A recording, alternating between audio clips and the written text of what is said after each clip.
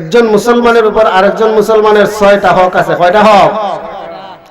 এক নম্বরে হচ্ছে তার সাথে যখন আপনার দেখা হইব তখন তারে সালাম দিবা। সালাম কি খালি কৌশল বিনিময়? সালাম দোয়া। সালাম কি? আল্লাহ রাসূল ছোট ছোট বাচ্চাদের কাছ দিয়া যাইতেন, আল্লাহ রাসূল বাচ্চা কাচ্চাদেরকে সালাম দিতেন। কিন্তু সালাম দেওয়ার কতগুলো নিয়ম আছে, হাদিস শরীফের মধ্যে আছে। ছোটরা বড়রা দিতে তারা সালাম, হারুন্য ব্যক্তি বৈন্য ব্যক্তিরে দিত সালাম। যে ব্যক্তি বইরিছে আইতে যাইতেছে ওই বৈন্য ব্যক্তি ব্যক্তিরে সালাম দিত। এরকম ধরনের সালামের পদ্ধতি থাকলেও আল্লাহ রাসূল ছোট ছোট বাচ্চারা সালাম দিতেন। কেন? একদিক দিয়ে তাদেরকে সালামের ব্যাখ্যায় আসছে, তাদেরকে সালাম শিক্ষা দিতেন। অপর দিক দিয়ে হচ্ছে তাদের জন্য দোয়া করতেন। আসসালামু আলাইকুম ওয়াত্তানুই না সালাম, আসসালামু আলাইকুম ওয়া রাহমাতুল্লাহি ওয়া বারাকাতুহু ওয়া মাগফিরাতুহু ওয়া জান্নাতুহু। হাদিস শরীফের মধ্যে আসছে যদি সালাম দেয়া ওয়া রাহমাতুল্লাহি ওয়া বারাকাতুহু ওয়া মাগফিরাতুহু ওয়া জান্নাতুহু এই পর্যন্ত বলতেই থাকেন, তাহলে প্রতিটা অক্ষরের বিনিময়ে 10টা কইরা নেকি আপনার আমলনামায় দেওয়া হবে। কইনা সুবহানাল্লাহ। এজন্য কাউকে সালাম দিলে আসসালামু আলাইকুম ওয়া রাহমাতুল্লাহ অত্যন্ত জন্য আপনি বলেন, মনে মনে হইলো ওয়া রাহমাতুল্লাহ বলতে হবে। আর যদি বলেন আসসালামু আলাইকুম, সালাম তো আমাদের দেশে আরো আধুনিক ডিজাইনে দেয়, ইজ্জতের সালাম মাইরা দেয়, কোনো অর্থ নাই। এটার অর্থ হইব তোমার মরণ হোক তাড়াতাড়ি, তোমার মৃত্যু হোক তাড়াতাড়ি। নাউজুবিল্লাহ কইল, এটা হচ্ছে আধুনিক ডিজিটাল সালাম। আহি সালাম সালাম ইজ্জতের সালাম দেয়। আল্লাহ রাসূলটা কাফেররা ইজ্জতের সালাম দিত আসসালামু আলাইকুম, অর্থ হচ্ছে তোমার উপর আল্লাহর গজব নাজিল হোক। আল্লাহ রাসূল ইহুদি খ্রিস্টানরা আপনার দ্বারে যদি কোনো হিন্দু যায়, সামার যায়, কুমার যায়, এরা আপনার ভদ্রতা ব্যাখ্যা বা আপনার সাথে একটা আন্তরিকতা দেখাইতে গিয়ে করবে আসসালামু আলাইকুম, আসসালামু আলাইকুম শুদ্ধ করে হয়েছে। কিন্তু এটার জবাব আপনি দিবেন কিভাবে? আপনি কি বলবেন ওয়ালাইকুম আসসালাম ওয়া রাহমাতুল্লাহ, এভাবে বলা যাবে না। হিন্দু ব্যক্তি আপনার পরিচিত কদমতলির ওই এরা আপনারা সালাম দিছে মুরব্বি দীক্ষা, আজি সাহেব দীক্ষা, কিন্তু আপনি এটার জবাব দিবেন ওয়ালাইকুম। ঠিক আছে তো? ওয়ালাইকুম বলবেন। হিন্দু মুসলমান এখনো বই রইছে, আপনি তাদেরকে কিভাবে সালাম দিবেন? আসসালামু আলাইকুম মানিত্তাবাল হুদা। হিন্দু ভাইরাও দিলেন, হিন্দুদের প্রতি আমার আদাব, আর মুসলমান ভাইদের প্রতি আমার সালাম। এটা হাদিস শরীফের মাঝে আছে। সুবহানাল্লাহ। এই জন্য যাই সালামের ব্যাপারে বললাম, আমি পবিত্র কালামুল্লাহ শরীফ থেকে একখানা আয়াত তিলাওয়াত করেছি। আল্লাহ পাক রব্বুল আলামিন ওই আয়াতের মধ্যে কি বলেন? বিসমিল্লাহির রহমানির রহিম। কুল ইন কুনতুম তুহিব্বুনাল্লাহ। এ নবী, আপনি মানুষদেরকে বলে দেন, আপনি আপনার উম্মতদেরকে বলে দেন, তারা যদি আমি আল্লাহকে ভালোবাসে, আল্লাহকে ভালোবাসার দাবি করে, দুনিয়ার মানুষদেরকে আপনি বলে দেন আমি কি আল্লাহকে ভালোবাসার দাবি করে, ফাত্তাবিউনি ইউহিব্বুকুমুল্লাহ। আল্লাহকে ভালোবাসেন, আল্লাহকে মানেন। মুসলমানরা মানে, ইহুদি নাসারায় মানে, হিন্দুরাও মানে, আল্লাহরে মানে না? হিন্দুরা আল্লাহরে মানে না? অবশ্যই মানে। আমি আমরা মসজিদ আজ থেকে 10-15 বছর আগের ঘটনা বলি। এক হিন্দু বেড়া আইছে কাজ করবো, মিস্ত্রি দরজা জানালার কাজ। তখন লাগবা না এটারে আমি একটা মিম্বরটা দেখাই দিছি, আমি ওইটার উপরে ফাড়া দেশে আপনি করে লাগবেন, ওই লোহাটা মারবেন না কিতা করবেন, এটার উপরে ফাড়াটা করেন। হিন্দু বেড়া দেখো না না না এটাতে আমি যাইতাম না, আমি খেললি গিয়া ওইটার মধ্যে আপনারা কোরআন হাদিস পড়ুন। সুবহানাল্লাহ হইতেন না? আমরা কোরআন হাদিসের বক্তৃতা দেই এই মিম্বরের মধ্যে দাঁড়াইয়া, আল্লাহর রাসূলের কথা বলি, আল্লাহর কোরআনের কথা বলি, রাসূলের হাদিসের কথা বলি। এই জন্য হিন্দু ব্যক্তিদের মাঝে ফাড়া দেয়া আল্লাহ মারবে না এতটুকু ভয় করে আল্লাহরে। এটার মাঝে আপনারা আল্লাহ রাসূলের কথা কইন, কোরআন শরীফ পড়ুন। হিন্দুরা এটার মধ্যে ফাড়া দেয় না। এমনি ফাড়া দিবার জিনিস আমরা নিজেদের প্রতিদিন করবার পারি মিম্বর, কিন্তু হিন্দু বেড়া এটার মধ্যে ফাড়া দেয় না। আর কোন কোন মসজিদের বেড়ারি চুরি হয়, মেশিন চুরি এই জায়গা, মসজিদের বাড়া ভাঙ্গা টাকা নাই, আপনারা শুনছেন নি কোনোদিন? হ্যাঁ, এটা কেডা করে? হিন্দুরা করে, মুসলমানরা করে। মুসলমানরা কতটুকু আল্লাহরে ভয় করে আর হিন্দুরা কতটুকু আল্লাহরে ভয় করে, আর বাস্তব প্রমাণ আমি নিজে দেখছি। দেখি স্যার আমি আশ্চর্য হয়ে গেলাম, আমি একটা হিন্দু ধর্মের মানুষ হয়ে যাই না, এই মিম্বরটার মধ্যে ভাড়া দিতেছে না, এটার মধ্যে দাঁড়াই আমরা কোরআন শরীফের বক্তৃতা দেই, আল্লাহ রাসূলের হাদিসগুলি বলি, কথা বলি, এর জন্য এতটুকু ভয় করে। কিন্তু মুসলমানরা আজকে কোন জায়গায় আছে?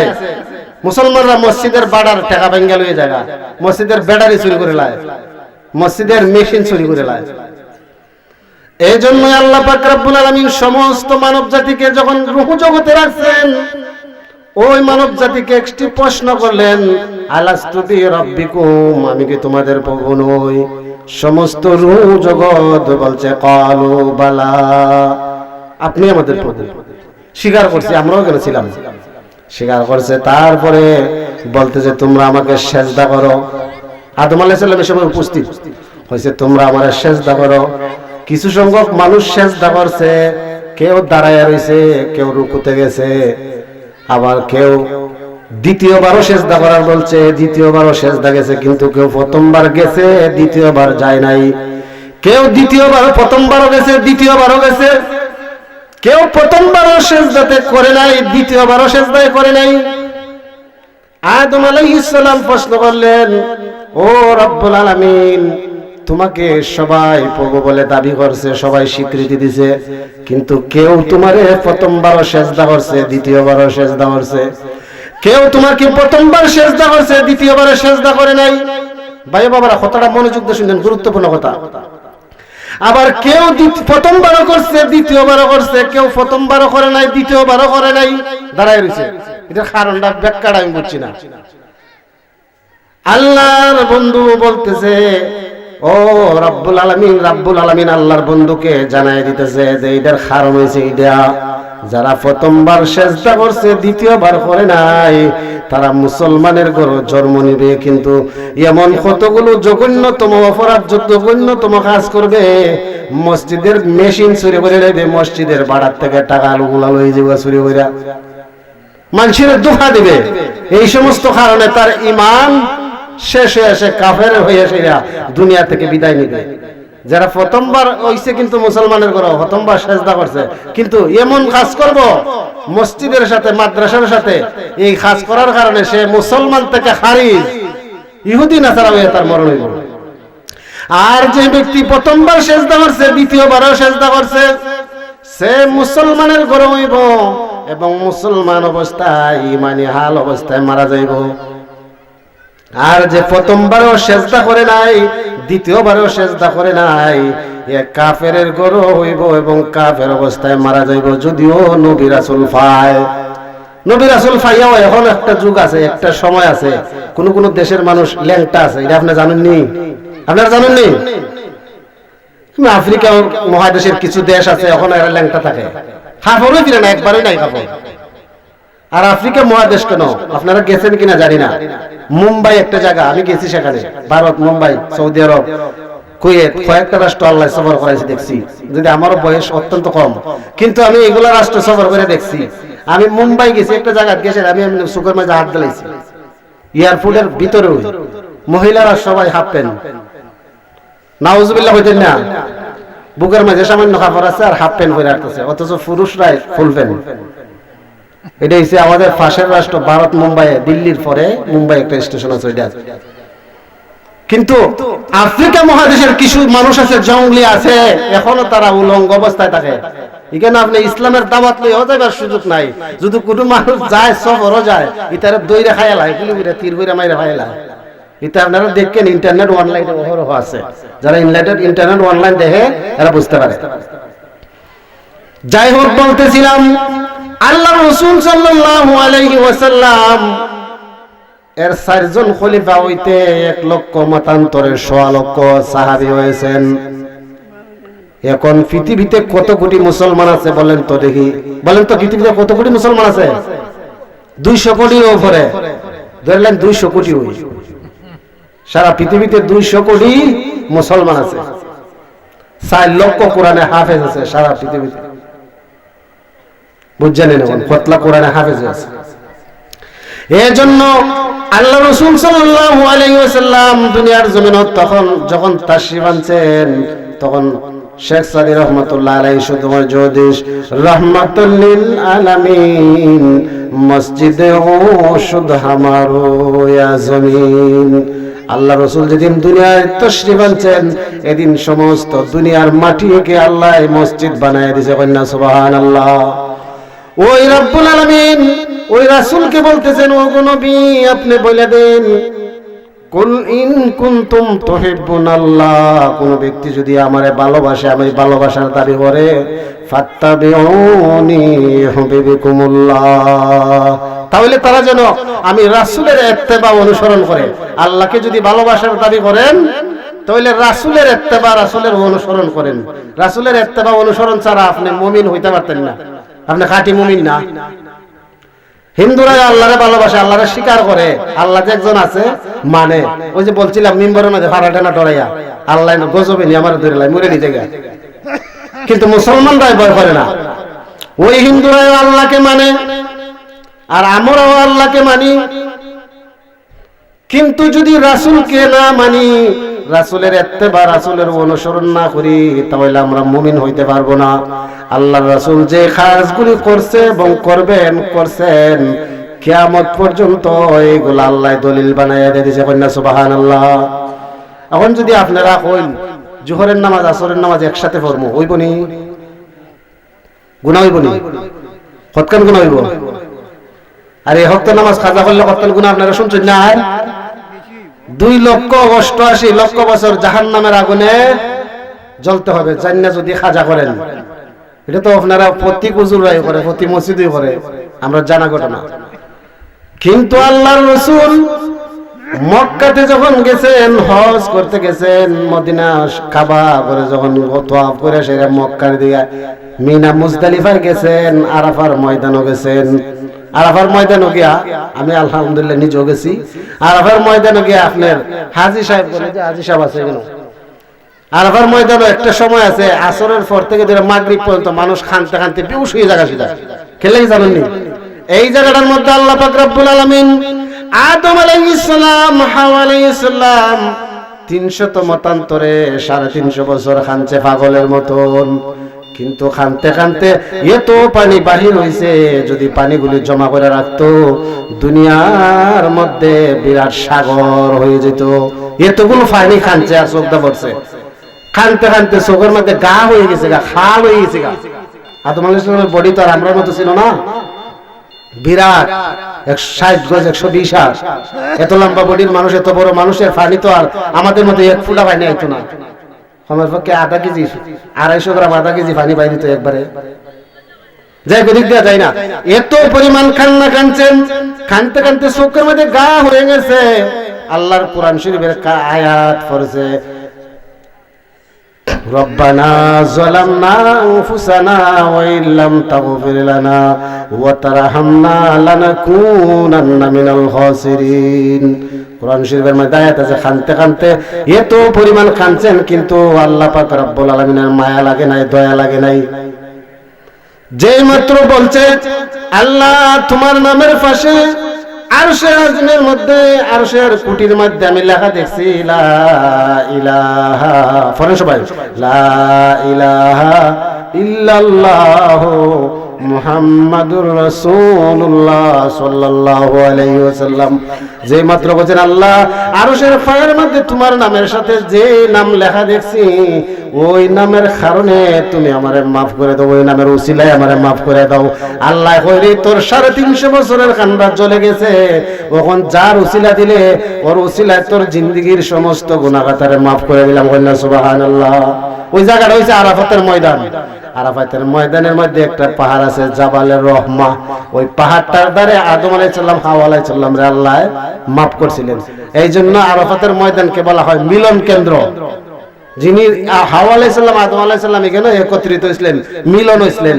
এর লাগি এই জায়গার মধ্যে হাজী সাহেব খানবে দে, এজন্য খানবে না, খানলে এখানে আল্লাহ দোয়া কবুল করে, সাথে সাথে কবুল করে আল্লাহ, যদি অন্তর থেকে খানতে পারেন। আর যদি লোক দেখায় না হাজী সাহেব আছে না কিছু টাকা সুদ লয়ে যায়, মানুষের উপরে ঋণ তুলে যায়, মানুষের খান্দায় এসে যায় হজ করতে, এরকম মানুষ আছে না? এরকম হাজী সাহেবের হজ ইতে গেল তুই এটা বাংলাদেশে লয়ে এমন লাগে না। ওই রকম হাজী সাহেব একজন 39 বার হজ করার পর 40 বারের সময় আরাফাতের ময়দানে হয়ে গালতেছে, আল্লাহ গো তুমি আমারে 40 বার হজ করার মতন তৌফিক দিছো। খুশির সুদে কাঁদতেছে। একটা কান্দন আছে দুঃখের কান্দন, আর একটা আছে খুশির কান্দন, আনন্দের কান্দন। আনন্দের সুরে কাঁদতেছে আর বলতেছে, আল্লাহ তুমি আমারে 40 বার হজ করার তৌফিক দিছো। আল্লাহর গায়বী থেকে আওয়াজ হয়, ও হাজী সাহেব 40 বার কেন রে হাজী, 40,000 বার যদি তুমি হজ করো তোমার হজ আমার দরবারে কবুল হবে না। হাজী সাহেব বলতেছে, আল্লাহ গো কেন? হয় তোমার মা তোমার বউর সাথে কথা কাটাকাটি কইরা তোমার বউ তোমার কাছে নালিশ দিছিল, আর তুমি তোমার মার একদিন লাথি মারছিলাই। আর তোমার মা কইছো, আল্লাহ গো ওই যে শয়তানরে আমি 10 মাস 10 দিন পেটে রাখছি, দেখছো আমার এসে লাথি মারছে। আল্লাহ গো অত্যান খালি কইছি, মা বাবা দোয়া যদি করে আতুডাই করন লাগে না, কোরআন শরীফ পড়ে তাহাজ্জুদের নামাজ পড়ে করন লাগে না, খালি মুখটা যদি কয় সাথে সাথে আল্লাহর দরবারে কবুল। এজন্য কোরআন শরীফের মধ্যে আল্লাহ কইছেন, উফি ওয়ালা তানহারহুমা ওয়া কুল্লাহুমা কাউলান কারীমা। তোমাদের পিতামাতা যখন বৃদ্ধ বয়সে উপনীত হবে তখন তাদের সামনে তুমি এমন ব্যবহার করিও না যে ব্যবহারটা শুনি না উফ, এই শব্দটা যেন উচ্চারণ করে এইরকম যেন না বলে। মা বাবা যদি উফ খালি হয় এই দোয়া আমার দরবারে ডাইরেক্ট কবুল হয়ে যাবে। সুবহানাল্লাহ বলেন। এই জন্য 3টা জিনিসের দিকে তাকাইলেই সব। 1 নম্বরে হচ্ছে পিতামাতার চেহারার দিকে যদি মহব্বতের নজরে তাকান, একটা কবুল হজের সওয়াব আপনার আমলনামায় দেওয়া হবে। কন্যা সুবহানাল্লাহ। সাহাবায়ে কেরাম জিজ্ঞাসা করলেন, ইয়া রাসূলুল্লাহ, ইয়া হাবিবাল্লাহ, আমি যদি আমার মায়ের চেহারার দিকে বাবার চেহারার দিকে 100 বার তাকাই, আল্লাহর হাবিব বলতেছেন 100 বার যদি তাকাও 100টা কবুল হজের সওয়াব তোমার আমলনামায় দেওয়া হইবে। সুবহানাল্লাহ বলতেন না? 100 বার পিতামাতার চেহারার দিকে তাকানি কোনো ব্যাপার, ইচ্ছা করলে প্রতিদিন বার হয় না, তাহলে প্রতিদিন 100টা কবুল হজের সওয়াব আপনার আমলনামায় যোগ হবে না। এটা ডাইরেক্ট, এটা নিঃসন্দেহ নাই। আল্লাহ রাসূল বলে গেছেন, আল্লাহ রাসূলের কথার উপর সন্দেহ করলে যদি কোন এটা মিথ্যা কথা, ঈমান থাকবে? ঈমান থাকবে না। আল্লাহ রাসূল হয়ে গেছেন, তোমার পিতামাতার চেহারার দিকে যদি মহব্বতের নজরে তাকাও তোমার আমলনামায় একটা কবুল হজের সওয়াব দেওয়া হবে। 2 নম্বরে হচ্ছে কোরআন শরীফের দিকে যদি তাকাও, কোরআন শরীফ পড়তে জানো না কিন্তু কোরআন শরীফ যদি উল্টায় হাত গুলে হাঁটাও, প্রত্যেকটা অক্ষরের বিনিময়ে তোমার আমলনামায় 10টা করে সওয়াব যোগ হইতে থাকবে। সুবহানাল্লাহ। কোরআন শরীফ পড়তে পারেন না তারপরে মহব্বত করছেন, কোরআন শরীফকে ভালোবাসছেন। নামাজও কি আমার মহল্লার এক ব্যক্তি ছিল, আমি দেখছি, নামটাও বইলে ফেলি যেহেতু এটা দুনিয়া নাই, দুলাল মিয়া করে নাম। আমি অনেকদিন দেখছি, আমি 6 বছর যাবতীয় মসজিদে ইমামতি করি। বেটা কোরআন শরীফ পড়তে পারতো না কিন্তু নামাজ শেষে এমনি গিয়া সুমা দিত, বুকের মধ্যে লাগাই আবার তুই আইতো। আমি বাড়িতে নামাজ পড়ি দেখছি, আমি তাকায় কোরআন শরীফের সাথে যদি এমন সম্পর্ক রাখেন, ভালোবাসার সম্পর্ক রাখেন, কোরআন শরীফকে মায়া করেন, মহব্বত করেন, আল্লাহ জিন্দেগীর সমস্ত গুনাহগুলি আপনার ওসিলায় মাফ করে দিতে পারে কিনা? পারে না? পারে। কোরআন শরীফের দিকে তাকায় থাকলেই সব। আর কাবা ঘরের দিকে যদি তাকায় থাকেন তাহলে আপনার আমলনামায় সওয়াব যোগ হইতে থাকবে। আর যদি নামাজ পড়েন তাহলে 1 রাকাতে কত রাকাত? 1 লক্ষ রাকাত। আপনারা শুনছেন না? আমি টুকিটাকি ওয়াজি করবো, ছোট মোটো মৌলানা তো। কাবা শরীফের দিকে যদি মুখ করিয়া 1 রাকাত নামাজ পড়েন, কাবার সামনে দাঁড়াইয়া প্রতি রাকাতে 1 লক্ষ রাকাত নামাজের সওয়াব আপনার আমলনামায় দেওয়া হবে। সুবহানাল্লাহ। এখন হাজী সাহেবরা কি দেখে খালি নফল নামাজে পড়ে কাবা শরীফের সামনে দাঁড়াইয়া, কারণ জানে তারা 1 রাকাত পড়লে 1 লক্ষ। যদি কেউ 50 রাকাত 100 রাকাত 1000 রাকাত পড়ে কত সওয়াব কামাইবে। এই জন্য ভাই বাবারা 3টা জিনিসের দিকে তাকাইলেই সব। আল্লাহ রাসূল সাল্লাল্লাহু আলাইহি ওয়াসাল্লাম দুনিয়ার জমিনে তাশরীফ আনার পরে এই সুযোগ আমরা পাইছি। আল্লাহর রাসূলকে আল্লাহ বলতেছেন, ও হাবিব আমার, আপনার উম্মতদেরকে বলে দেন তারা যদি আল্লাহকে ভালোবাসে, আল্লাহর ভালোবাসার দাবি করে, ফাত্তাবিউনি হুবিবিকুমুল্লাহ, আমি রাসূলের ইত্তেবা অনুসরণ যেন করে আল্লাহও তাদেরকে ভালোবাসবেন। শুধু ভালোবাসবেন না, তাদের জীবনের গুনাহগুলিরে মাফ করে দিবেন। ওয়া ইয়াগফির লাকুম, আল্লাহ তাদেরকে ক্ষমা করে দিবেন তাদের যুনুবাকুম। আল্লাহ যদি ইচ্ছা করে আমাদের যে নেক যে বদ আমল আছে, আমাদের গুনাহগুলি আছে, এইগুলার আল্লাহ ইচ্ছা করলে নেক বানাই দিতে পারে না? আল্লাহ এখন ওয়া ইয়াগফির লাকুম যুনুবাকুম, আমি তাদেরকে maaf করব তাদের গুনাহসমূহ। ওয়াল্লাহু গফুরুর রহিম। আল্লাহ কি খালি কইছে সগীরা গুনাহ maaf করব? সগীরা কবিরা জানা অজানা শিরকি বিদআতি ইচ্ছা করলে সব আল্লাহ maaf করে দিতে পারে, পারে কি না? আমার ফিসা বজুনে দিন হয়ে গেছিল একটা ওয়াজ, এক বেশ্যা বেলি বেশ্যাখানাত যাইতেছে, রওনা দিছে, রাস্তার মধ্যে গিয়ে দেখে একটা কুয়ার পাশে একটা কুকুরের বাচ্চা গেউ গেউ করতেছে, পানির পিপাসা এটার কলিজাটাও শুকায় গেছে। জি বিশেষ অতিথি আইলি ইনশাআল্লাহ শেষ।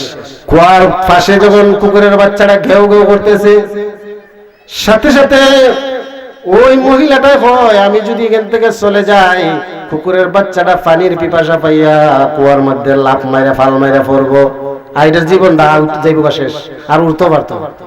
ঠিক আছে, আমি একটা কাম করি, তাই ফায়ের জুতাটা খুলছে, খুললে এটার মধ্যে উনলা বানছে, বেশ্যা বেরি বান্ধে কুয়ার থেকে পানি উঠাইয়া এই বাচ্চাটারে দিছে, কুকুরের বাচ্চাটারে। কুকুরের বাচ্চাটা খাইয়া সেটা চপ চপ করে খাইয়া দৌড়টা মারছে, দৌড় গেছে, আর কুয়ার মধ্যে লাফও দিছে না, জীবনটা বাঁচে গেছে।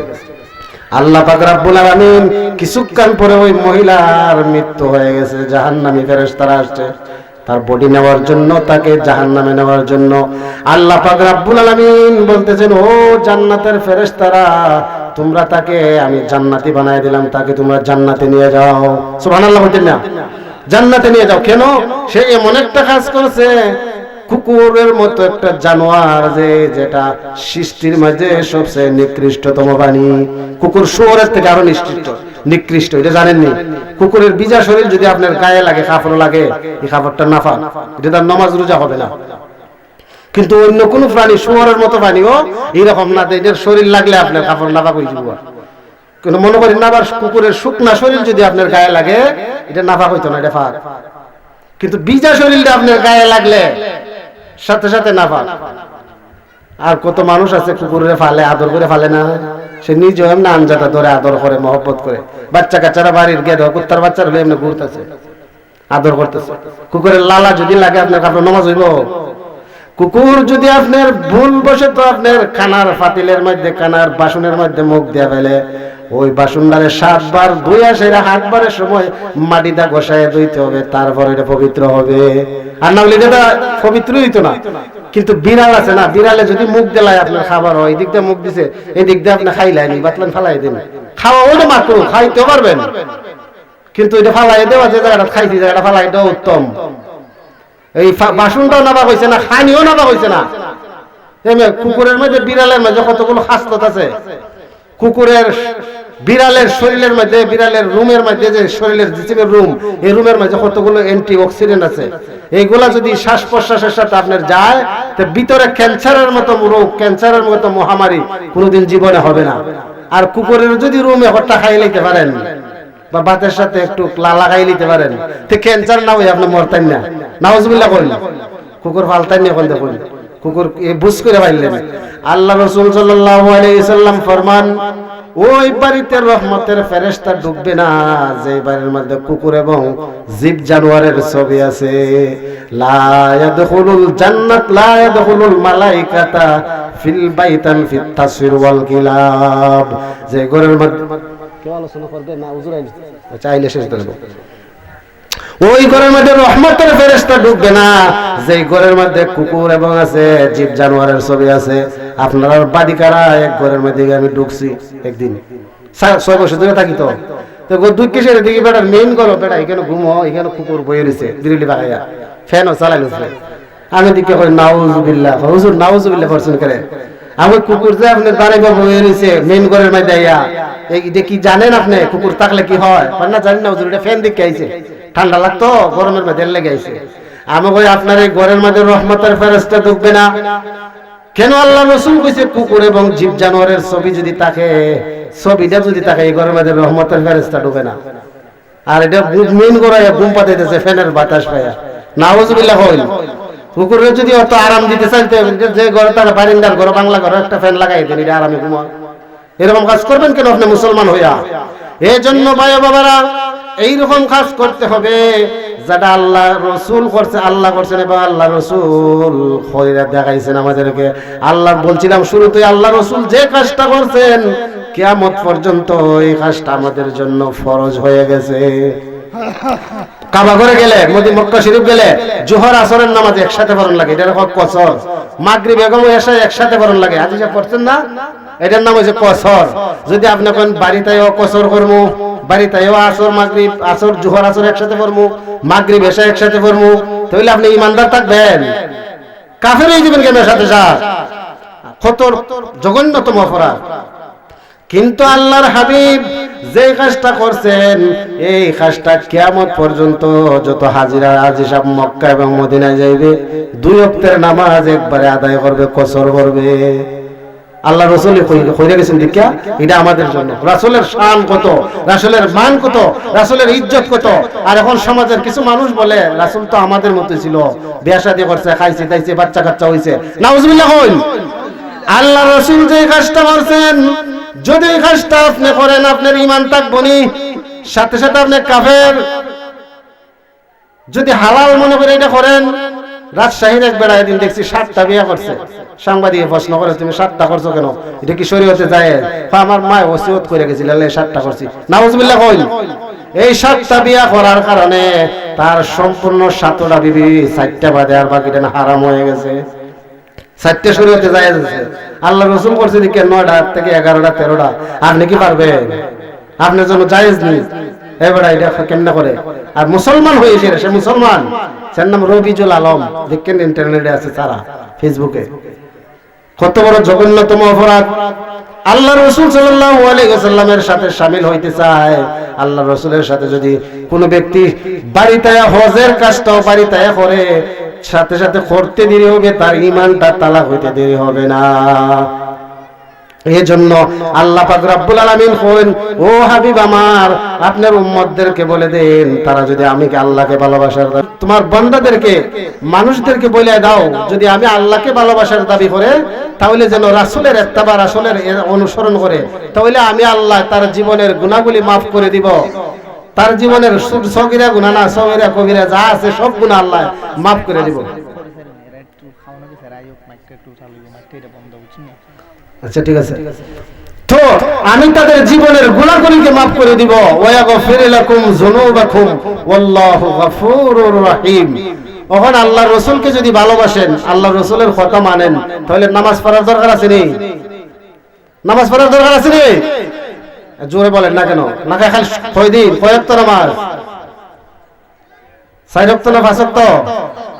কেউ আছে নামাজ পড়ে করে দাইমি মুসলমান 4 ওয়াক্ত পড়ে, ফজর ওয়াক্ত যাইতে না শীতের লাগে, প্রশ্ন করলে কয় শীতের ফজর ওয়াক্ত উঠতারি না। একজন কয় ঘুমের ট্যাবলেট খায় ঘুমাইয়ের লাগে ফজর ওয়াক্ত কইতারি না, 4 ওয়াক্ত নামাজ পড়ে। হে মুমিন মুসলমান। আবার কেউ আছে খালি শুক্রবারে নামাজ পড়ে, জুম্মার নামাজ। আবার কেউ আছে জুম্মার দিনও খবর নাই, ফুকুন্নার বন্ধতে যায়, জুম্মা কেমনে যায় খবর নাই, একবারে ঈদের নামাজ যায় পড়ে। নাউজুবিল্লাহ কইন। এই রকম নামাজিকে আল্লাহর রাসূলের ইত্তেবা করছে, আল্লাহর রাসূলের অনুসরণ করে নাই। আল্লাহর রাসূল কইছেন রাসূলের ইত্তেবা অনুসরণ করতে হইলে 5 ওয়াক্ত নামাজ জামাতের সাথে পড়তে হবে। হুজুররা আমি 4-5 মিনিট করলাম। 5 ওয়াক্ত নামাজ পড়তে হবে। 5 ওয়াক্ত নামাজ যারা পড়বে তাদেরকে আল্লাহ পাক রব্বুল আলামিন কয়টা পুরস্কার দিবেন? 5টা। কয়টা? 5টা পুরস্কার দিবেন। সংক্ষেপে আমি বলি, শুনতেন নি? শুনবেন নি?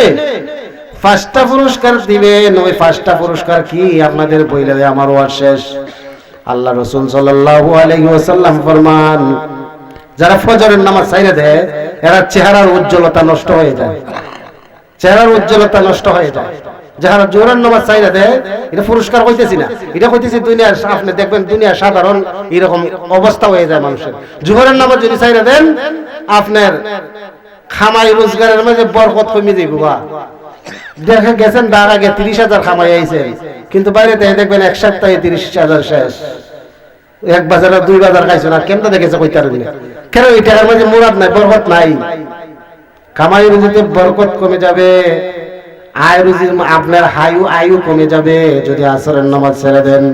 মাগরিবের নামাজ যদি ছেড়ে দেন আপনার ঘুমের পরিতৃপ্তি নষ্ট হয়ে যাবে। এশার নামাজ যদি ছেড়ে দেন আপনার ঘুমের পরিতৃপ্তি নষ্ট হয়ে যাবে। আর যারা 5 ওয়াক্ত নামাজ পড়বে আল্লাহ পাক রব্বুল আলামিন তাদেরকে 5টা পুরস্কার দিবেন। 1 নম্বর পুরস্কার হচ্ছে মৃত্যু যন্ত্রণা থেকে রেহাই পাইবে। মৃত্যু যন্ত্রণা কি? এত ভয়াবহ মৃত্যু যন্ত্রণা, আজরাইল আলাইহিস সালাম যখন মানুষের কাছে আসবেন জান নেওয়ার জন্য, আজরাইল আলাইহিস সালামের এত ভয়ঙ্কর বিকট চেহারা। আজরাইল আলাইহিস সালাম যখন ইব্রাহিম আলাইহিস সালামের প্রশংসা আল্লাহ পাক রব্বুল আলামিন করেন, তখন আজরাইল আলাইহিস সালাম আল্লাহর কাছে দরখাস্ত করলেন, আল্লাহ গো, আমি আজরাইলকে তো ইব্রাহিমকে একটু দেখতে চাই, ইব্রাহিমের সাথে একটু কৌশল বিনিময় করতে চাই। আল্লাহ পাক রব্বুল আলামিন ফরমান, ঠিক আছে, তুমি ইব্রাহিমকে দেখবা, ওই গাছটার নিচে বসা আছে, ওই ইব্রাহিমের সাথে গিয়ে তুমি সাক্ষাৎ করো, কৌশল বিনিময় করো। আজরাইল আলাইহিস সালাম ইব্রাহিম আলাইহিস সালামের কাছে গেলেন, ওই গাছটার নিচে গিয়ে সে সালাম দিলেন। ইব্রাহিম আলাইহিস সালাম বললেন, ভাই আপনি কে? ভাই আমি আজরাইল। যে মাত্র সালাম দিলেন, পরিচয় দিলেন, সাথে সাথে ইব্রাহিম আলাইহিস সালাম 10 মশায় উঠলেন, মনে হয় আমার আয়ু শেষ, মনে হয় আমার হায়াত শেষ। বলতেছে, ভাই আজরাইল, আমার কি হায়াত শেষ হয়ে গেছে নাকি? কয় না না না হুজুর, আপনার হায়াত শেষ হয়েছে, আপনার নেওয়ার জন্য আসিনি। কইতে কেন আসছেন? কয় আমি আইছি আপনার সাথে একটু কৌশল বিনিময় করতাম। এবার ইব্রাহিম আলাইহিস সালাম বলতেছেন, তাহলে এবার ঠিক আছে, তাহলে আমার একটু আজরাইল একটু প্রশ্ন করি যে মানুষের জান নেওয়ার সময় কি পরিণতিটা হয়। আজরাইল আলাইহিস সালামরে বলতেছেন, আপনি যখন মানুষের জান কবজ করেন, এর নমুনাটা, এর নস্কাটা, এর চেহারাটা আমার একটু দেখান।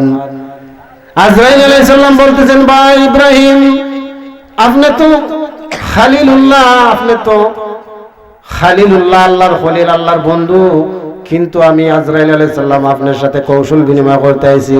যদি আমার বিকট চেহারাটা আপনি দেখেন, আপনি ইব্রাহিম ঠিক থাকতে পারবেন না, আমি এটা সম্ভব না দেখানি। এবার ইব্রাহিম আলাইহিস সালাম বলতেছেন, ও আজরাইল, আমাকে নমরুদের বাহিনী এত বড় আগুনের কুণ্ডলীর মধ্যে ফেলাইছে, যে আগুনটার 40 গজ দূর পর্যন্ত মানুষ থাকতে হয়, এটার ধারে কাছেও আসতে পারে না, আগুনের এত পাওয়ার ছিল।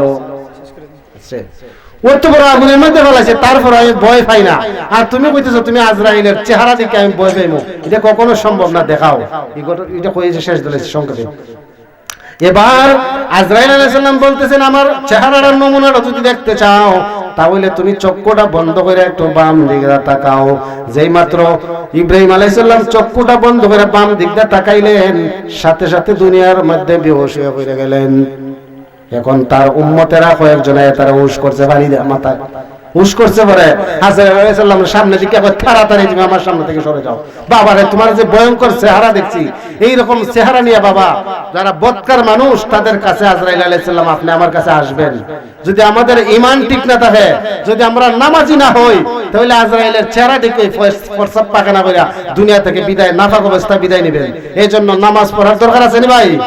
একটা মাত্র বললাম, আজরাইলের 1 নম্বর পুরস্কার মৃত্যু যন্ত্রণা থেকে আল্লাহ রেহাই দিবেন। আর ইনশাআল্লাহ বাকিটা পশ্চিমগ্রাম আগামী সোমবারে ওয়াজ আছে। সবুজ বাংলা যুব সংঘের পক্ষ থেকে আপনাদেরকে আমি দাওয়াত দিলাম, আপনারা ওই ওয়াজে যাইবেন ইনশাআল্লাহ। প্রধান অতিথি থাকবেন হযরতুল আল্লামা মুশতাক আহমদ আল কাদরি আল ওয়াইসি, মাদ্দা জিল্লাউল আলিয়া। আর বিশেষ অতিথি আমাদের আজকের যিনি বিশেষ অতিথি হযরত মাওলানা আলহাজ মুফতি মঈনুদ্দিন আশরাফি সাহেব থাকবেন বিশেষ অতিথি আগামী সোমবার ওই বাজারে ফুতায় পশ্চিমগ্রাম। এরপরে আরো অন্যান্য উলামায়ে কেরাম থাকবেন, আপনাদের সবাইকে দাওয়াত করলাম। আল্লাহ পাক রব্বুল আলামিন আমাদেরকে 5 ওয়াক্ত নামাজ সময় মতো সঠিকভাবে পড়ার মতন তৌফিক দান করুন। সবাই বলেন আমিন।